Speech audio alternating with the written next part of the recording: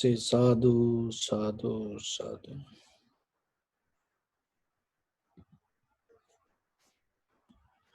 So, dear Dharma friends, when it comes to the Buddha's teaching, and we have to understand that what exactly the Buddha mentioned, and at the same time what we need in our life. It's because sometimes understanding Dharma is sometimes we think it will happen itself. You have to have the inner effort to go beyond your day-to-day experience. Another thing is you have to have the inner strength to look into it.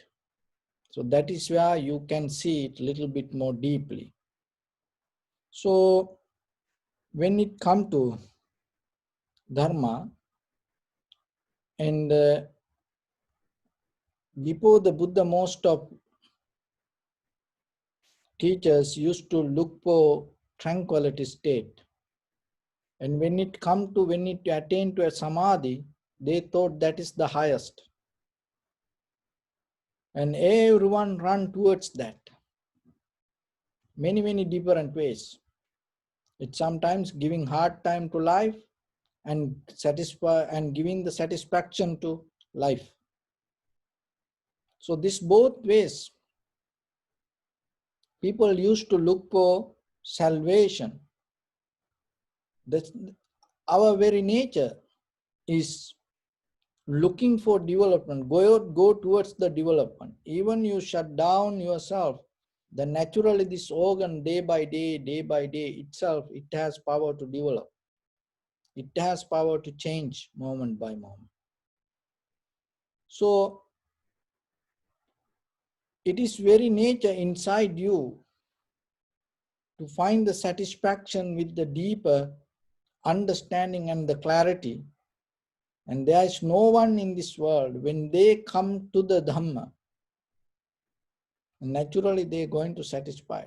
But the thing is, it itself not going to come, that you have to have an inner will yourself to look for it. So one day somehow you will come to that. It doesn't matter how bad and how wrong the way you go. And little by little sometimes, and one day come for you to end that journey and start to look and to go towards the light. But somehow it is your time today, without missing this opportunity, how you can get the best.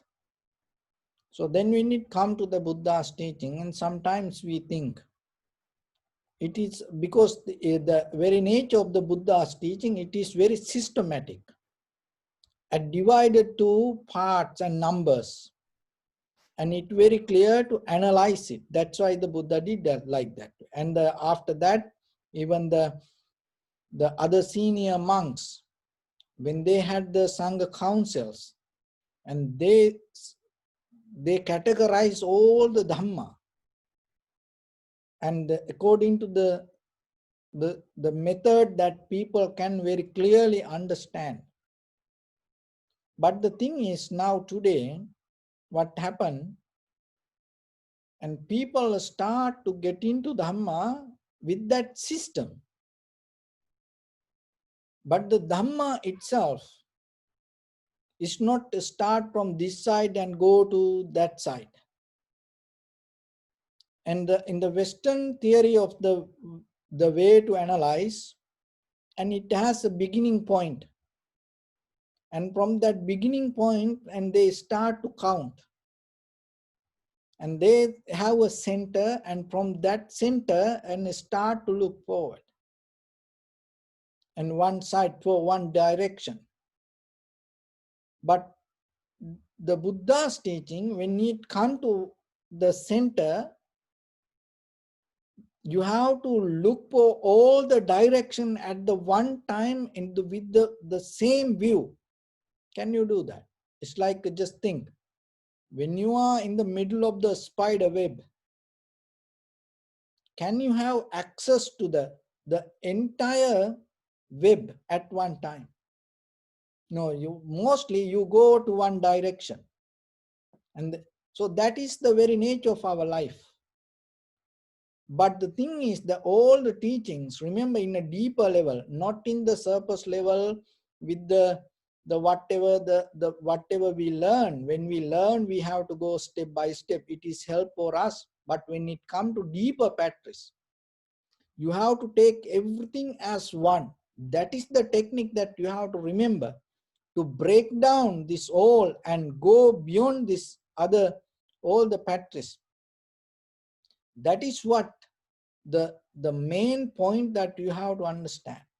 Even that any precepts, even the 5 precepts, 8 precepts, 10 precepts, and even that dependent origination, rising origination, this anything, or you can name whatever, it's all.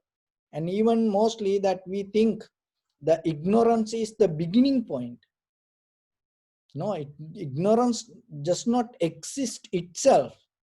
So remember that. And there are a lot of things we neglect and just focusing to ignorance, ignorance, ignorance. When it comes to this human body, this entire human body interconnected, each and every part depending from other, not from one direction to other direction. That is why you have to understand. So are we mostly, but when we learn, when we understand, we trying to go step by step. Avidya patya sankara, sankara patya vinyana, vinyana patya namarupa, namarupa patya. So like that, step by step. Because of the ignorance, and this arise, and because of that arise. It's not like that. So today I'm going to tell you something to think little bit deeply. So if you don't have a very calm, relaxed mind, sometimes you're going to get tired to understand this. But that's why we keep practice little by little, little by little. So then you have to slowly go a little bit deeper and try to understand this, what this is. Because this maybe cannot understand by everyone, but still by hearing this, it is important for you. So as example, when you get a vehicle, that even though it has engine, it has other all the parts, tires, you cannot take one part out and tell, oh, this is minus, that other everything is important, higher, more valuable. Now, when it comes to complete vehicle, every nut and bolt and everything has same responsibility when it drive. You cannot tell, oh, it is okay, forget about it.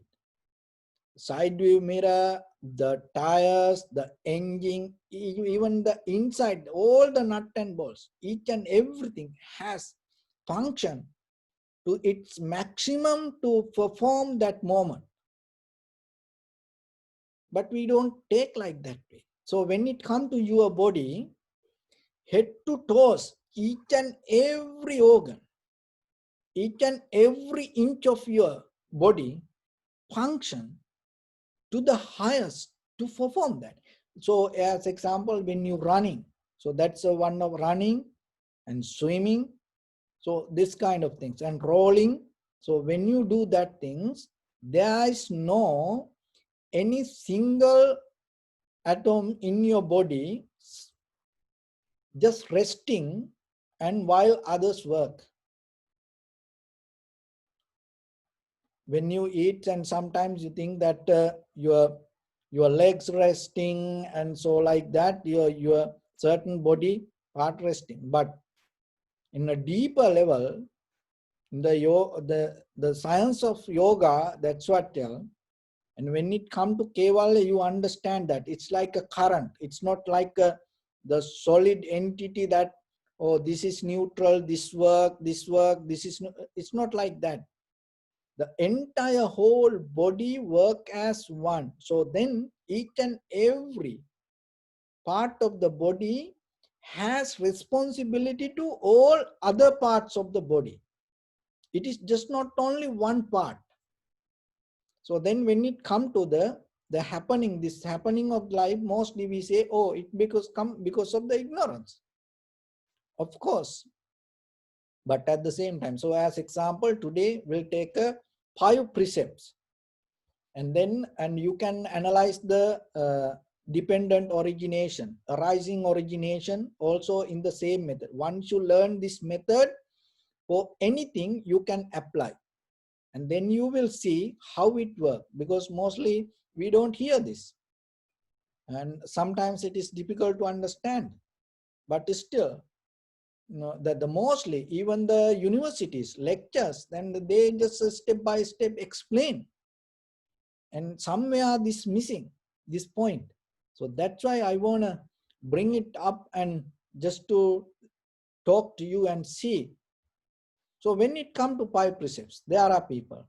So panatipata, and not killing, adinnadana, and not stealing, kame sumicchachara, not sexual misconducting, musavada, not tell lying, suramere, not taking, that the intoxicate things and not intaking yourself. So those are the 5 things basically.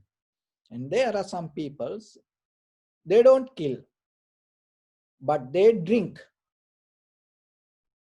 And some people, so then they say, oh, I'm not killing, but sometimes I take a little drink. And then some people, they don't drink, they don't kill, but they tell lies, even publicly. And nowadays that mostly young generation with this Facebook and the YouTube channels, they create the illusion, the lies to laugh other people and to make other people laugh and happy. And they create lies. And they say, we are not killing, we don't drink, we behave good, but make fun, we tell lies. And then some other people, they don't kill, they don't lie, and sometimes they don't stealing, and they don't drink, but they sexually misconducting their life, and they have that behavior, go with the women's or men's anywhere, whatever they want, they do that. So then people say, oh, he do only that. Oh, my husband take only drink. And oh, she tell lies once a while and we laugh. So like that. But what the Buddha said, before the Buddha, maybe, the people used to follow step by step, one by one, it is okay. But what the Buddha said. So this is the thing. You have to perform this all 5 to get the result, not one. Because these all 5 interconnected like the spider web, like the flux. The cloud, wherever, you cannot take that out of the universe. Just think a little bit. That cloud, what you see, even though it has its pattern, you cannot take out that cloud from the universe. This entire universe, it doesn't matter how big it is. You cannot even think how big, but still, that cloud has a connection to that. That is what the Buddha trying to explain through this that's why it's like a circle. That we tell life is like a circle. And this everything, Dhamma Chakra, it's all this happening, it go like a circle. You cannot take out this part and tell, okay, now everything okay. So this how, so look, how this interconnected. You don't kill, and then, but you drink. And drinking part, it doesn't have the killing, but mostly, once you drink, it can take you to kill. That's why you see most people like gangsters, before they go and kill somebody, mostly they drink. There are very few go with the clear mind. And otherwise, mostly, before they do any bad, even before they go to another woman or another man, before they sexually misconduct themselves, or sometimes before they tell lies like a drama, like a song, singing, or that things, they start to drink. That drinking start to take you to telling lies. See how it interconnected? And then sometimes you lie and then cover up that lie. It take you to kill somebody. That's happening everywhere. And you have seen many that times. The very famous people, especially journalists, they die because somebody tells something, and then now they have to cover up that lies. So what they do? And then it take them to kill somebody and shut down and shut off that information. So like that. And sometimes when people go to stealing, and they don't have idea to kill somebody, they have idea just to stealing something. And then you go and you trying to steal, and then there is someone see it. Then you get afraid, and then you think, oh, this person saw my face, and you're going to tell to somebody, and then what you do? And you go and kill. That is what happened in most time. And they have no idea, and even sexually misconducting. And they have just the idea to go with the feelings. And that's it. They just have idea to have fun.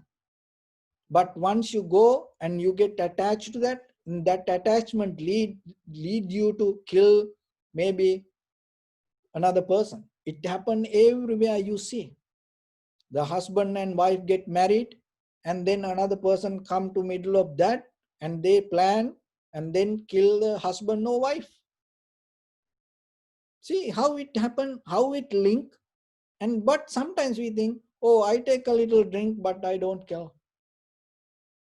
Oh, I tell lies, and to laugh, but I don't drink, I don't kill. So this all five interconnected. So take any dharma like that.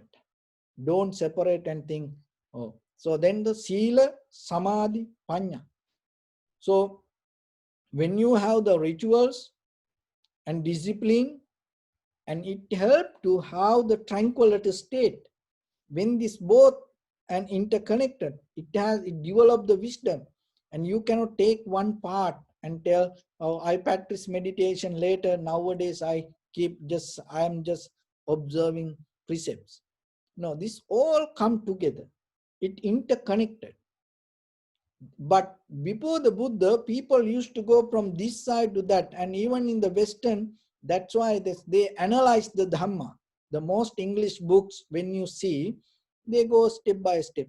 Or take this out, because that is where this all the machines and technology, that's everything arise. And going part by part, step by step. To study it is okay, but deeper when you understand. Remember, there is nothing separately you can take out. This everything interconnected and interdepending, performing the same kind of the actions, and everything have the same kind of responsibility to each other.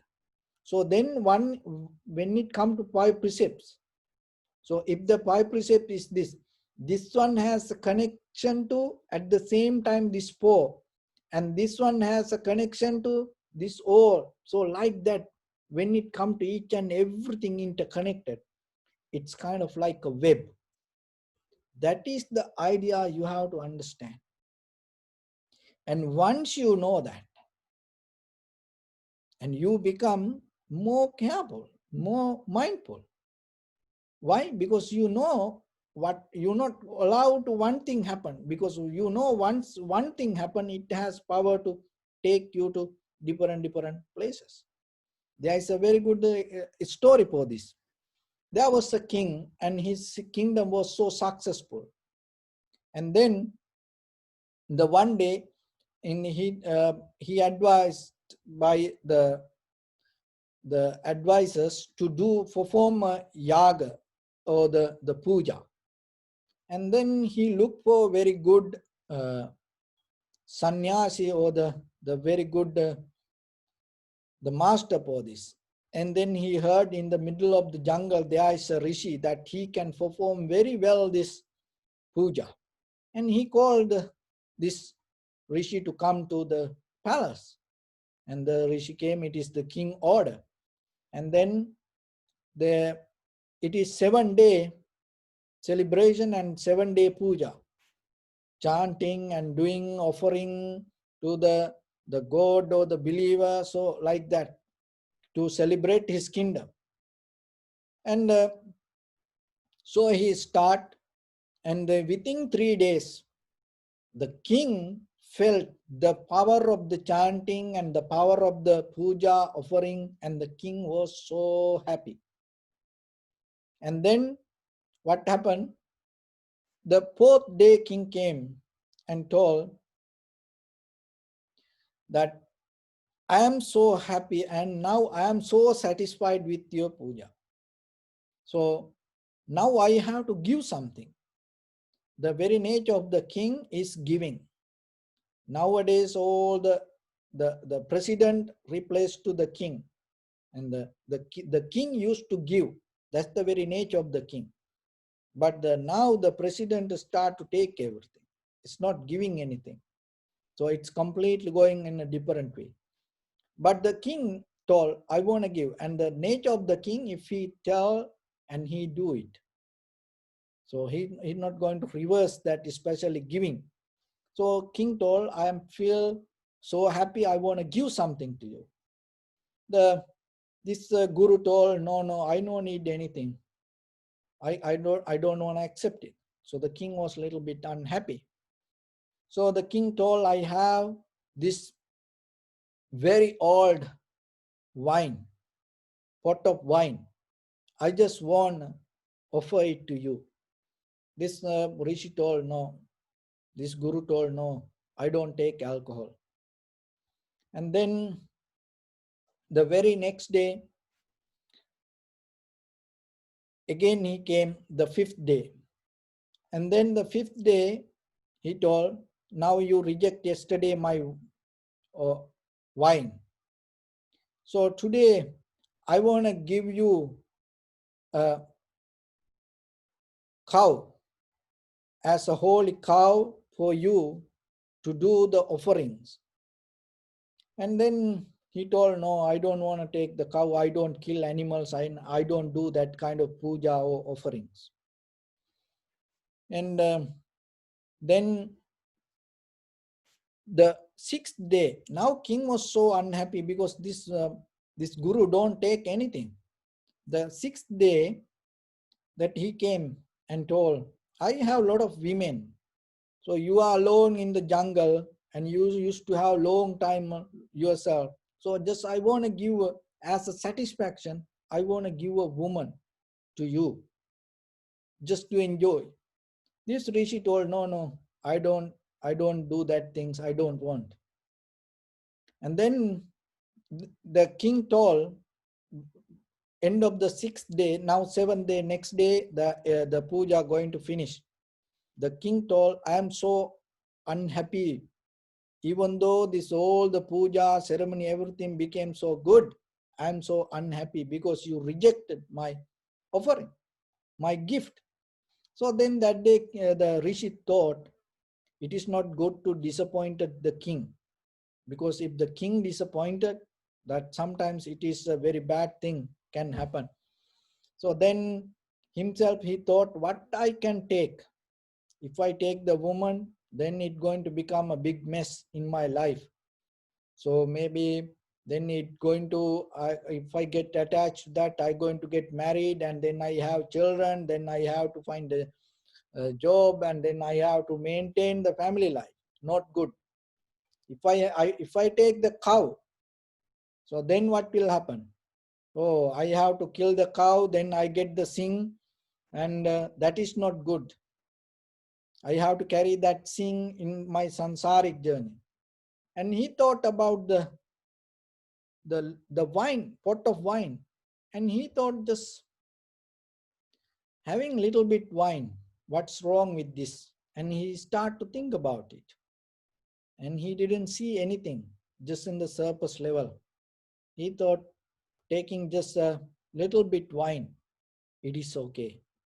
So then the seventh day, and came he doing chanting, and he told, and the king came 7th day and told, are you decide what you're going to accept from out of this tree?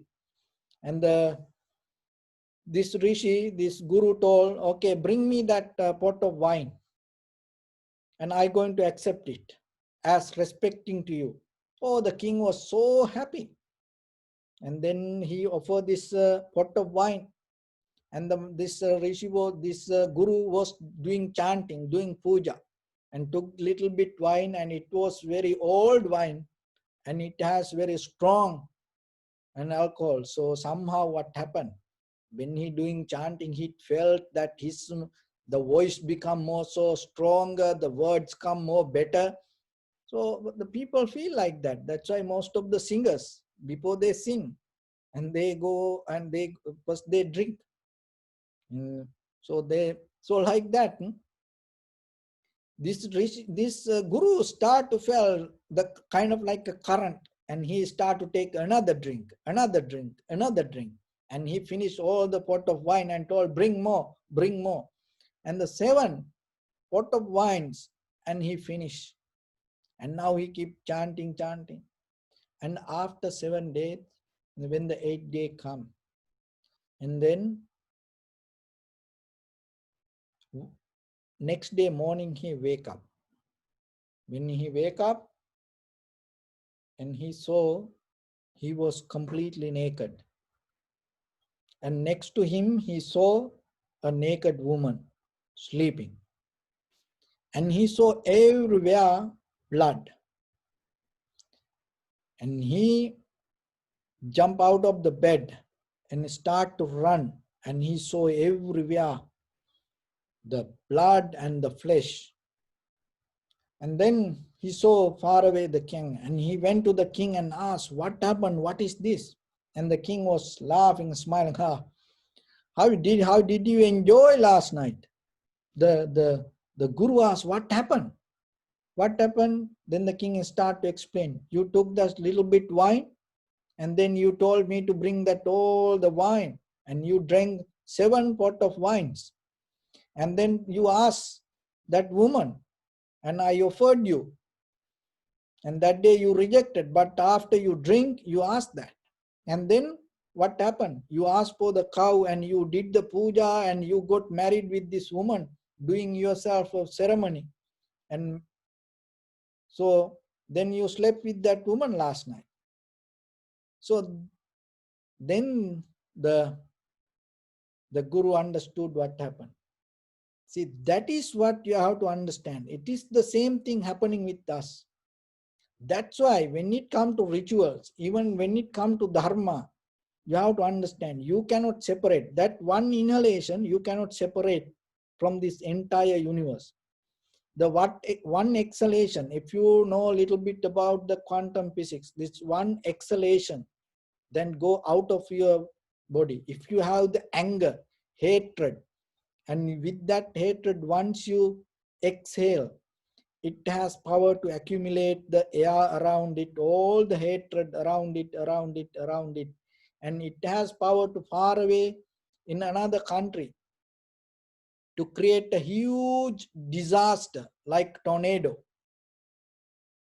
Because what you inhale, it come from this entire universe. So can you get into that connection?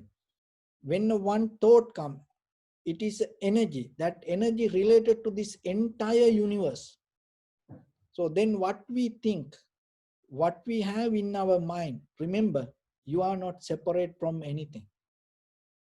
So you have to understand that connection. When the day comes for you to understand that connection, you become more mindful. That mindfulness itself help you to come out of that connection and release that rather than rejecting it.